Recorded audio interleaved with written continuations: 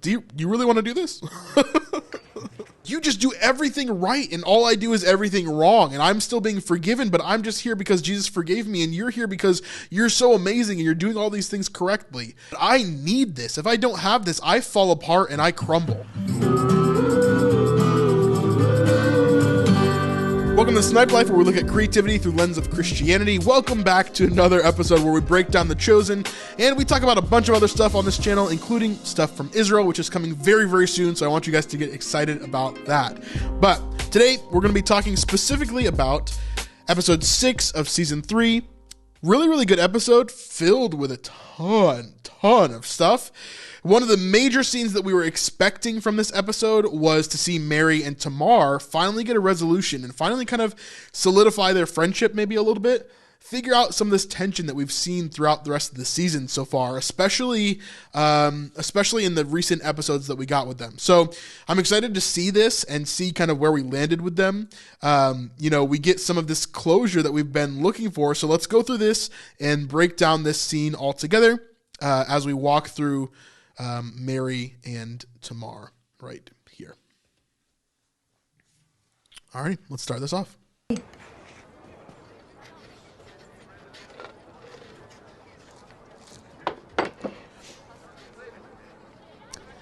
So remember from the earlier episode, we see as they're trying to start an olive grove business, an olive oil business that they've run through this olive grove that they just purchased using Joanna's funds. Now, the olives are not very good that are on this property, so they're trying to solve that issue here. Oh. We've been swindled.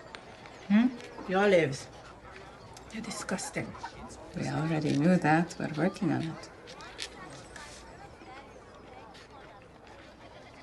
Doesn't make sense. If the soil is bad, then why are the grapes so good? We bought an olive grove, not a vineyard. We need to speak with the grape growers. The best in Upper Galilee. Why? Because they know what they're doing. They know the soil. Ask Grema, okay? She must have curated grapes from this region for her wines. What are you doing that's so important? I'm writing Grema. So we can see from the very beginning of this conversation, Mary is very short and Tamar is kind of like wondering what's going on. Again, this shows the two sides of their personality. Mary is very soft and humble. Tamar is very brash and bold and confident. And so these two sides of them are kind of like, smashing together right here. Thought you were bookkeeping. Judas keeps the books.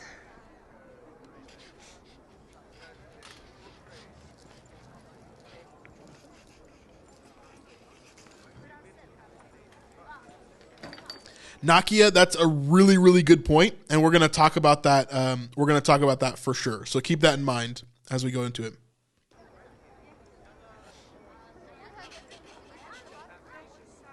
Are we okay? I thought you were rude to Zebedee. At the oil tasting? Yes. I didn't mean to be. But I believe he was asking our opinion. Well, you gave it. I don't think I've ever heard a woman speak to an elder like that.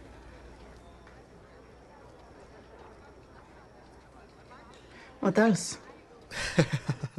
So again, this would have been a huge part of the culture during this time of Judaism and who Mary is in general. This would have been a major issue for her. Seeing Tamar act the way that she was, not only to an elder, but to a male elder like that, is probably very rude, very weird for her to see. She's probably never, ever experienced that in her life, like she said. So this is a very strange interaction for her. And she's still figuring out, how she deals with that and how she goes about, handling that situation. What do you mean?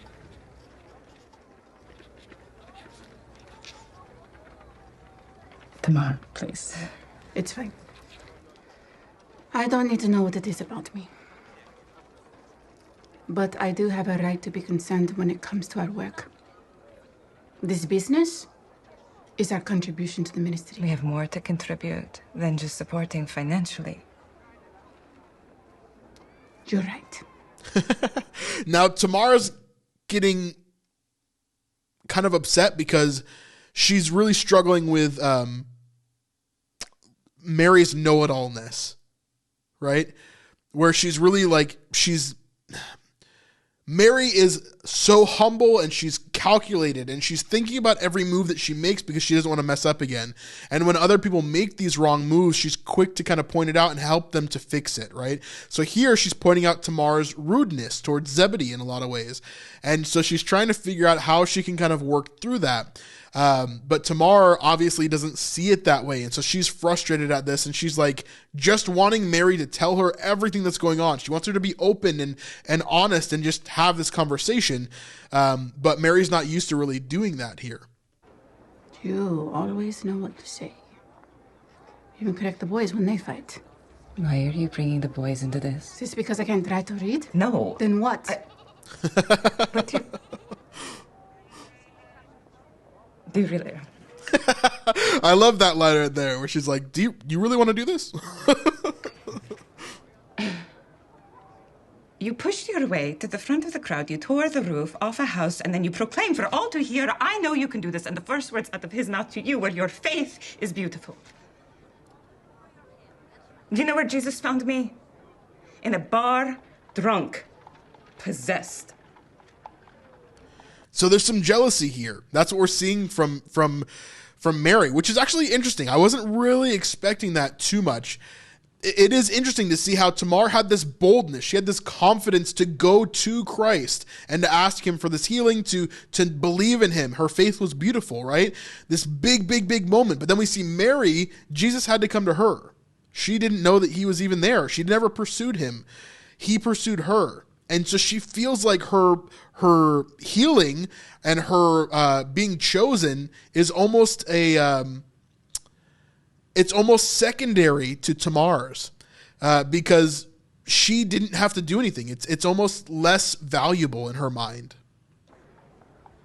I pray every day I will never be anywhere without him again, but you just like it here. That must be nice. You resent Jesus. So she's saying, yes, you were so bold and confident to go to Christ and to do that. And I'm probably jealous of that a little bit. But because of that, you don't have as much value towards this group as I do. You like being here, but I need this. If I don't have this, I fall apart and I crumble. But you'd be fine. You know, like that's kind of what she's saying. It's matters. Of course not. No, it's just that... I'm sorry to say this. I think we should be more humble. I'm doing everything I can day after day, and I'm afraid I'm still broken.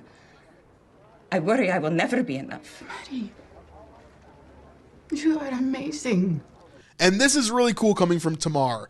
Like her first reaction in a lot of these moments in this conversation is kind of negative, but here she's saying, you're amazing. Like, look at what you've done. Look at who you are. She's trying to build her up out of this shame and guilt. Can't you see it? I don't think we're supposed to see it. I can't imagine doing what you do. I struggle to understand your entitlement. Where is your curiosity? You don't even know the pain of our people. So this is a huge part of this as well. And let me let it play a little bit more, and then we'll get into this point. Or our ways. You just show up and you do everything loudly and boldly and... right. You do everything right. Oof. Well, I am sorry. Please don't apologize. No, I mean, I am sorry for the shame and regret you feel. Okay, we'll go back into that. But we see here that Tamar, we get confirmation. We saw this before. We saw this in episode 1 of season 3. Tamar blatantly says that she is not Jewish. So we get that very clearly. And we were told earlier that she's from like Ethiopia, right? It's where she's originally from, or she's from Egypt, right? She grew up in Egypt. So a lot of people will say that Ethiopians are Jewish. And while there was possibly a contingent of Jews that were in Ethiopia, not all of Ethiopia was Jewish, obviously. Not all of Ethiopia today is Jewish or Christian. So yes, there was an early church that would have probably formed there, et cetera, et cetera. Jews that would have come to be Christian and continue there. Obviously, there's the Ethiopian church tradition that lasts a long, long, long time back. But not all Ethiopian people would have been Jewish. And so she clearly is not Jewish. She doesn't hold any of those customs. She comes from a tribe out of Ethiopia. So think of it like an African tribe in a lot of ways, right? How they would have been back then. Totally different than a Jewish context there. So she doesn't have any of that context for what Jews act like or these rules or these cultural things. So these cultures are kind of butting heads, and they're breaking into each other. Truly, it must be very painful. So here Tamar is identifying what's going on with Mary, and she sees that Mary feels this shame and this guilt, and she's sorry for her that she feels this way, and that she's broken down. But we also saw some of Mary's contempt here, because Mary is like, you just do everything right and all I do is everything wrong, and I'm still being forgiven, but I'm just here because Jesus forgave me, and you're here because you're so amazing and you're doing all these things correctly. And it's like, it's hard for her to swallow because she's drowning in that guilt over and over again. But Jesus forgave you. And you choose to hold on to it. And just because I'm not Jewish doesn't mean I don't know pain. You don't know what it cost me to get here.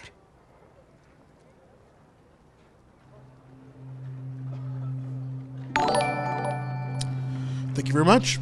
Appreciate that. Now here we get more of Tamar's story that we didn't get before. Now, if we go back and look at what she talked about in the earlier episodes, remember they were saying, hey, you could probably sell your jewelry. Like, we've given up all of our stuff. And she's like, no, I don't want to talk about it. Not selling my jewelry. It's not an option. Then in the previous episode, in episode 5, we got this moment with Mary and with Tamar when they're talking. Wait, is it episode 5 or was it episode 4? One of those episodes. I can't remember if it's episode 4 or 5 where we see that moment where they're doing the olive oil tasting with Zebedee. And we get this moment with them where essentially, like, we see as Tamar's talking about her jewelry again, and she says it's from her ancestors, or it reminds her of her ancestors, which is very, like, pagan-y, very, like, very strange, especially for Mary in that context. She would have been very justified to stop Tamar from using other, occult religious practices. That would have been a very, justified thing for Mary to do. But Tamar here, it turns out to be something very different. And so let's look at this and see if we can change our minds and see if this is a pagan thing or see if it's something else.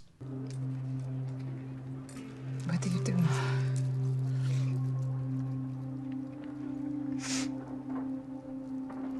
What do you see?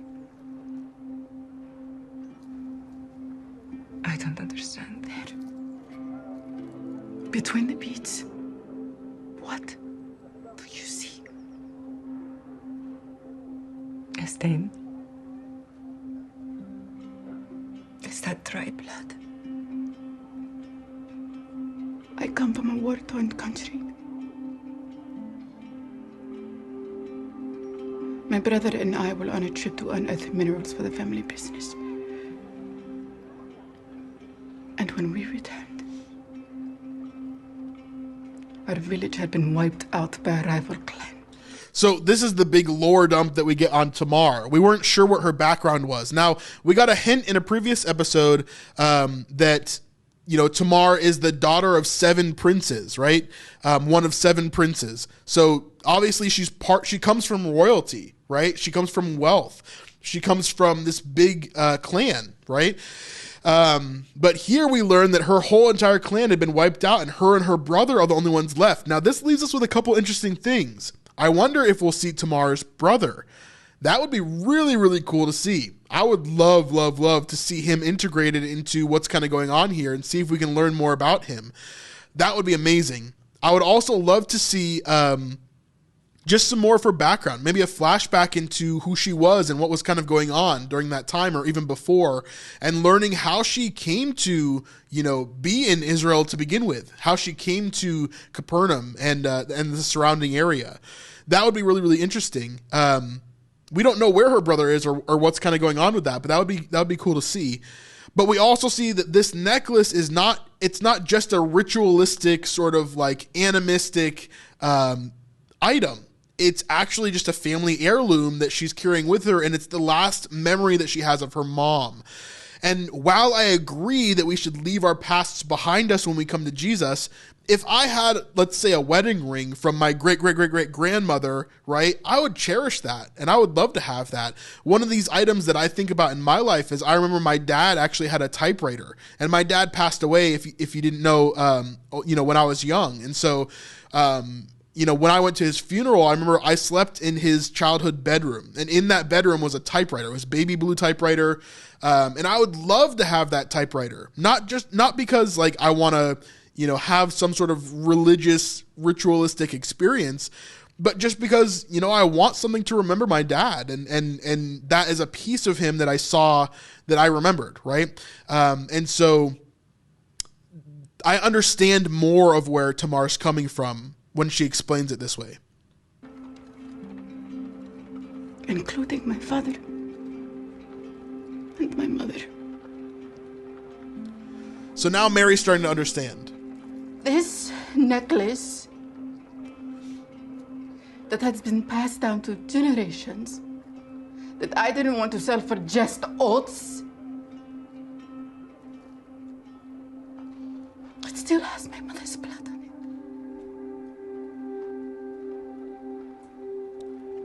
Now, this is an interesting point. We talked about this. Someone mentioned it earlier. Wouldn't having dried blood on her all the time be like a version of her being unclean? I don't know. I'm not that tight-knit with the Jewish law and understanding of that. But I would assume so, right? Now, she is obviously under a new covenant with Christ. She's not under the old law and having to deal with that. So maybe that plays into it. I wonder if they'll answer this question at all in The Chosen, or if I could ask someone behind the scenes and see if we can get an answer. But it is an interesting thought, right? If any of the Jews thought that, would they say that she's unclean, and would it cause issues for her? I don't know. Mary obviously doesn't hesitate to touch it in this episode, so who knows?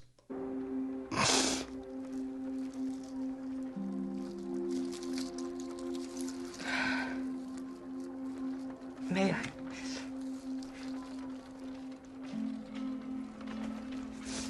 Please.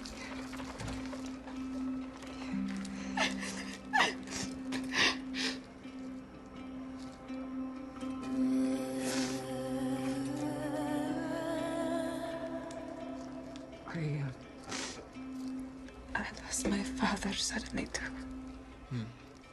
And again, comes back to the relating of who they are. Gave me to remember him by, I tore up and I threw away. I should have told you sooner. Now, if you remember, the thing that Mary is talking about is the doll from episode 1 of season 1. And this is like a tie point to that. That doll was a doll that her dad gave her, but she tore it up. And then inside of the doll was actually that, piece of paper that had the prayer in it, right? That she prayed throughout all of episode 1, and that Jesus speaks to her later on. To kind of tie everything together. So pretty cool moment.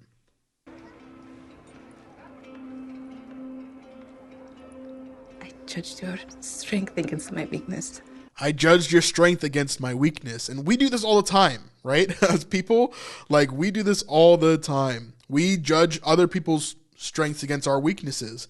We say, I'm really, really bad at this. I'm really, really struggling with this. And you're so good at this. And comparison, someone said earlier, comparison is like a poison when it comes to the church, when it comes to Christ followers. This is a huge thing. And Life can't just be about money. It's never not about money. Thank you so much. Appreciate that. I saw this episode yesterday at 4 p.m. early and A-OK hand. That's so funny. I love this thing so much, how it says stuff out. Thank you so much for that super chat. You rock. Really, really appreciate that. Yeah, this episode was amazing for sure. But as we go through, like, we see that comparison in church, especially nowadays, this is when we see it a lot.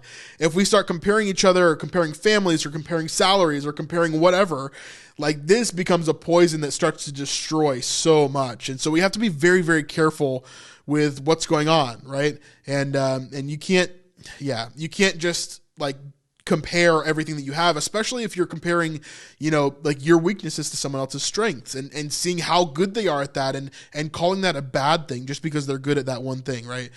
Mary's good to call that out of herself here. Pitied myself.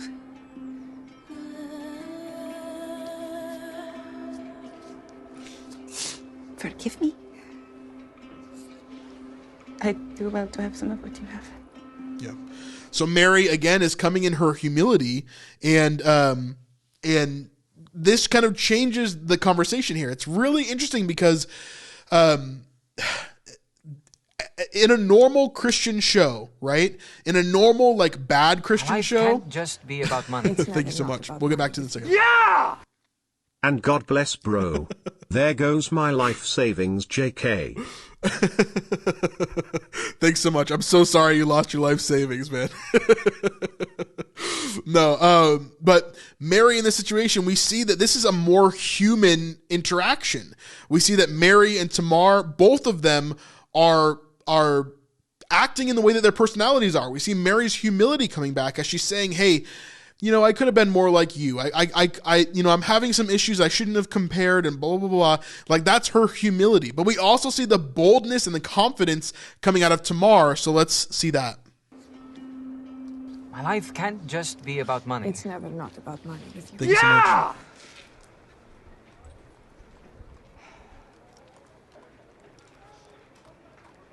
My head is spinning.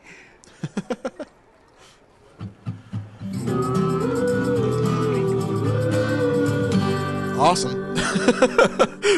You can stop now. No worries. Thank you so much for becoming a member. Appreciate that. To say. Finally. So this is a really important moment. Let me back up real fast. I do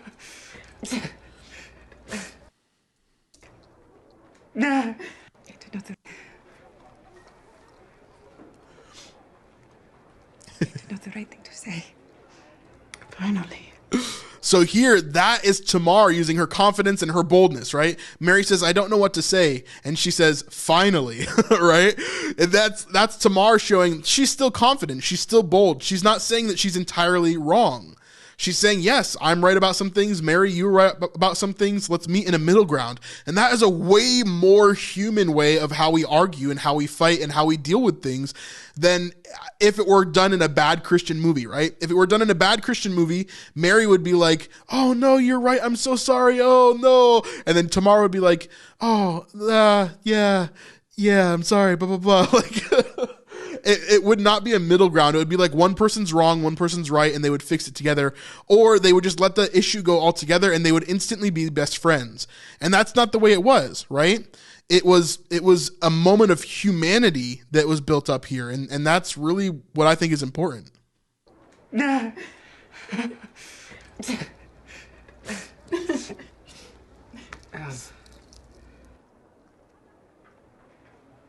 I appreciate how hard you've worked on the olive grove.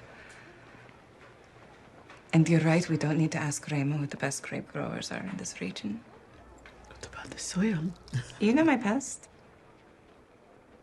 You think I don't know the best vineyard in town? It's just outside of town. A nice walk. Again, Mary comes with humility. She's being herself. That's kind of what she's walking in. Gentleness. We could use some fresh air.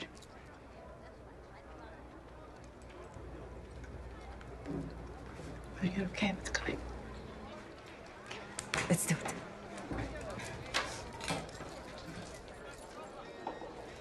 Mary, I could use some of what you have too. And Tamar's trying to reciprocate here, using humility as well, kind of coming towards her. But then Tamar kind of peeks through a little bit, and you see more of her personality in this next line. Maybe not the shape, points out her flaws again. Fair enough.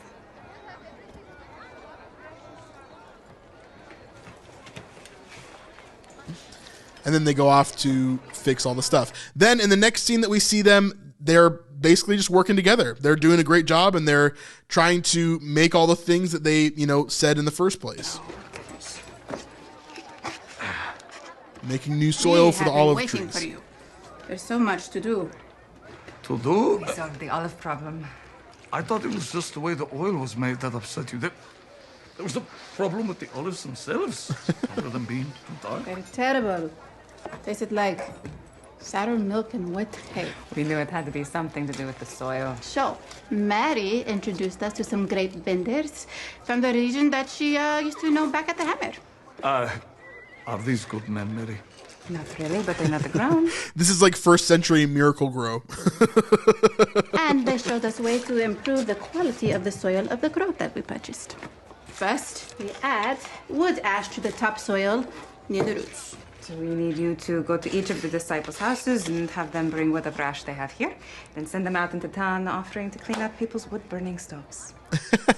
So the whole point of this scene here is to show that Mary and Tamar are now working together. They're teaming up and they're telling Zebedee what to do so that they can continue in this business, right? And even Mary here maybe is a little bit more presumptuous and telling Zebedee what to do, maybe leaning more into what Tamar's personality is, right? She's kind of allowing that confidence to come through a bit more because she may not have talked to Zebedee like this before. So now we've seen in the behind the scenes, we do see the disciples actually start collecting ash and bringing that in. And we see Simon the Zealot actually come into the room at one point and drop off some ash, which we're going to see possibly in episode 7 would be my guess. We also see the return of Thomas in that episode, which would be really cool.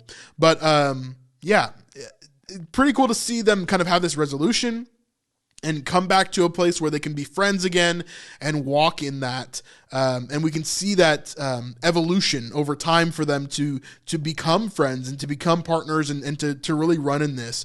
So it'll be interesting where that goes later on. I don't think we're going to get much of the girls very much at all in the rest of the season. I think we're only going to get a few more moments with them. The rest of it's really going to focus on the feeding the 5,000 and the disciples, and the really core story is what I would expect to see from the rest of it. So, hey, if you like this short part of our live stream, you can check out the full 5-hour live stream over on our Patreon at patreon.com/thesnipelife. This is literally the best way that you can help to support our ministry, and it really means a ton to us. You can contact us anytime through the chat on there, and you too could be like these amazing people that just joined our Patreon over the last few weeks. Thank you so much to all you amazing, amazing people, and thank you for supporting our ministry and what God has asked us to do.